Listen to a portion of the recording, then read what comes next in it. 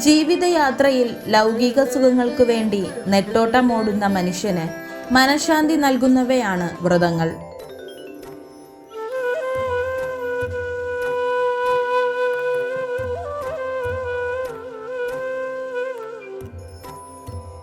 ശിവരാത്രി വ്രതം, നവരാത്രി വ്രതം, ഏകാദശി വ്രതം, ഷഷ്ഠി വ്രതം, അഷ്ടമി രോഹിണി വ്രതം, തിരുവാതിര വ്രതം തുടങ്ങിയ അനേകം വ്രതങ്ങളുണ്ടെങ്കിലും വ്രതങ്ങളുടെ രാജാവെന്നറിയപ്പെടുന്നത് ശിവരാത്രി വ്രതമാണ്.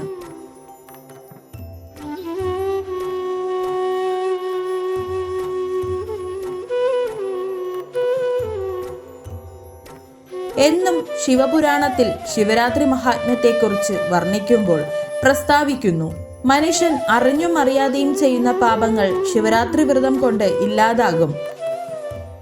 എല്ലാ വിഭാഗത്തിൽപ്പെട്ടവർക്കും ശിവരാത്രി വ്രതം അനുഷ്ഠിക്കാം.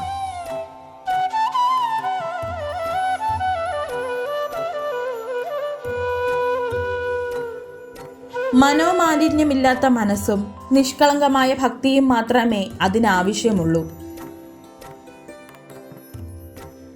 ശിവരാത്രി വ്രതം അനുഷ്ഠിക്കുവാൻ ആഗ്രഹിക്കുന്നവർ ആലസ്യം കൂടാതെ പ്രഭാതത്തിൽ തന്നെ സ്നാനം ചെയ്യണം.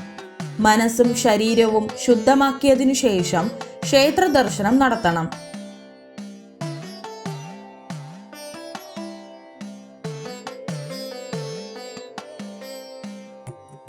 ആരോഗ്യമില്ലാത്തത് കൊണ്ടും സാഹചര്യം അനുവദിക്കാത്തത് കൊണ്ടും ക്ഷേത്ര ദർശനം നടത്താൻ സാധിക്കാത്തവർക്ക് സ്വന്തം ഭവനത്തിലിരുന്ന് ശിവാരാധന നടത്താം.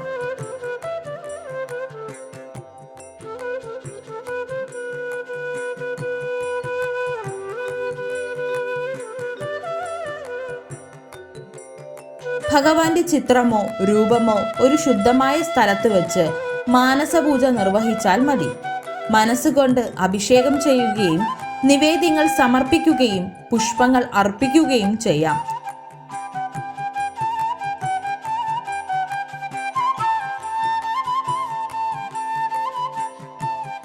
ക്ഷേത്ര ദർശനം നടത്തുന്നവരും ഭവനത്തിലിരുന്ന് ഈശ്വരാരാധന നടത്തുന്നവരും ശിവപുരാണത്തിൽ പ്രസ്താവിക്കുന്ന ഈ പ്രാർത്ഥന നടത്തുന്നത് നല്ലതാണ്.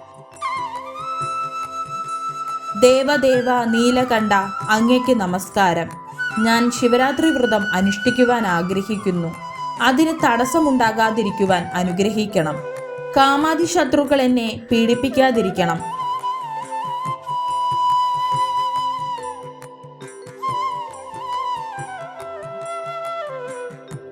ഉപവാസവും ജാഗരണവുമാണ് ശിവരാത്രി വ്രതത്തിന്റെ പ്രധാന കർമ്മം. പകൽ ഭക്ഷണം കഴിക്കാതെയും രാത്രിയിൽ ഉറങ്ങാതെയും ശിവസ്മരണയോട് കൂടി തന്നെ ഈ പുണ്യദിനത്തിൽ സമയം ചിലവഴിക്കണം. അനാരോഗ്യം കൊണ്ട് ഭക്ഷണം ഒഴിവാക്കാൻ പറ്റാത്തവർ നിത്യവും കഴിക്കുന്ന ഭക്ഷണ പദാർത്ഥങ്ങൾ ഒഴിവാക്കി ലഘുഭക്ഷണങ്ങൾ ആരോഗ്യം നിലനിർത്താൻ വേണ്ടി സ്വീകരിക്കണം. മത്സ്യം, മാംസം, മുട്ട, പഴകിയ ഭക്ഷണം, ഉള്ളി എന്നിവ ഉപയോഗിക്കരുത്.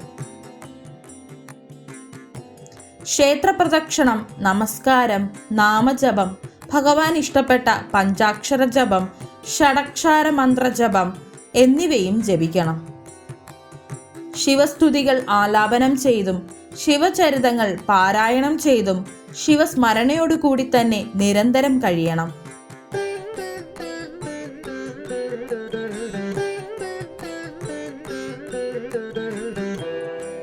പഞ്ചാക്ഷര ജപം മാത്രമായാലും മതി. അതിവിശിഷ്ടമായ നമഃശിവായ ആഗ്രഹം സഫലമാക്കുവാൻ നല്ലതാണ്.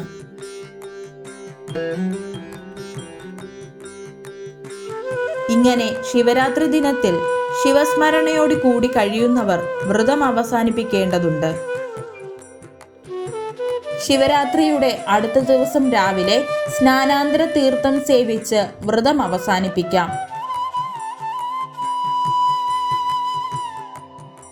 ക്ഷേത്രത്തിലെ തീർത്ഥമോ തുളസി ഇലയാൽ പരിശുദ്ധമാക്കപ്പെട്ടതായ ജലം സേവിച്ച് വ്രതം അവസാനിപ്പിക്കണം.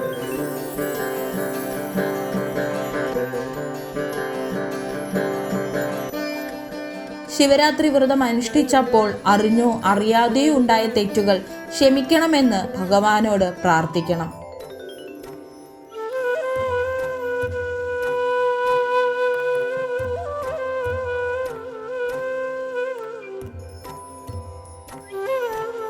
ഹൈന്ദവരുടെ ഒരു പ്രധാന ആഘോഷമാണ് മഹാശിവരാത്രി. പരമശിവനുമായി ബന്ധപ്പെട്ട ഏറ്റവും പ്രധാനപ്പെട്ട ആഘോഷമാണിത്. ലോകമെമ്പാടുമുള്ള ഹൈന്ദവർ ഇത് വിശേഷമായി ആഘോഷിച്ചു വരുന്നു.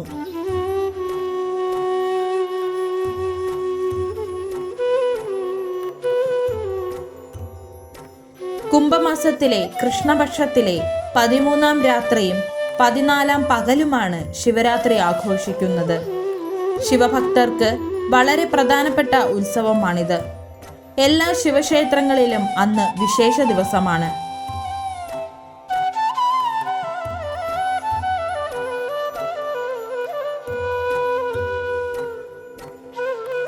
ഹൈന്ദവ വിശ്വാസപ്രകാരം ശിവന്റെ രാത്രിയാണ് ശിവരാത്രി അഥവാ ശിവമായ രാത്രിയാണ് ശിവരാത്രി. മംഗളകരമായ രാത്രി എന്നും ഇതിനെ വിശേഷിപ്പിക്കാറുണ്ട്.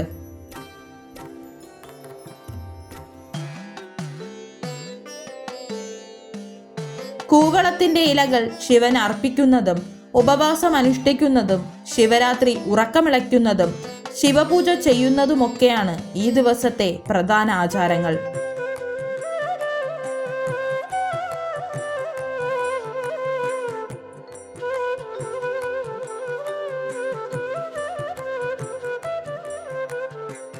ശിവലിംഗങ്ങളെ പാലും തേനും കൊണ്ട് അഭിഷേകം ചെയ്ത് അവയെ ആരാധിക്കുന്ന പതിവുമുണ്ട്.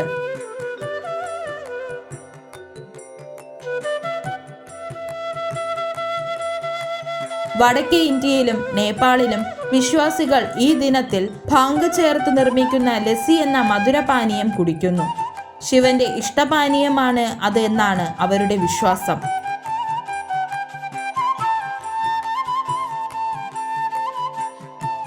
ശിവരാത്രി വ്രതം എടുത്ത് ശിവാരാധന നടത്തുന്നത് ഐശ്വര്യകരവും ദുരിതനാശകരവുമാണ് എന്നാണ് വിശ്വാസം. ശിവരാത്രി ദിവസം മരിച്ചവർക്ക് വേണ്ടി പിതൃബലി അർപ്പിക്കുന്നത് ഏറ്റവും പുണ്യകരമാണെന്നും വിശ്വാസമുണ്ട്.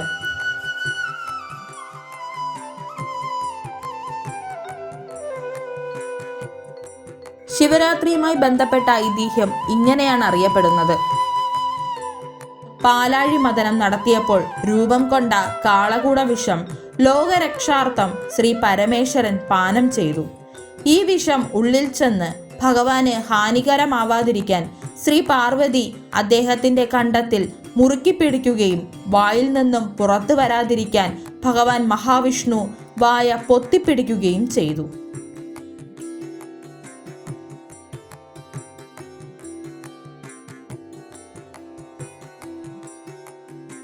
അങ്ങനെ വിഷം കണ്ടത്തിൽ ഉറയ്ക്കുകയും ഭഗവാന് നീലകണ്ഠൻ എന്ന നാമധേയം ലഭിക്കുകയും ചെയ്തു.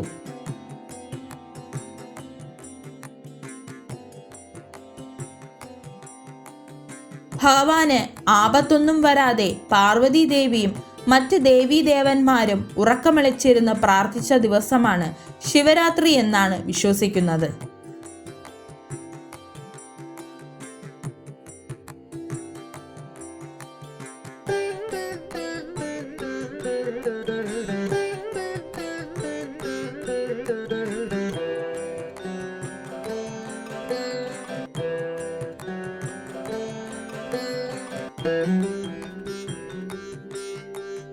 Thank you.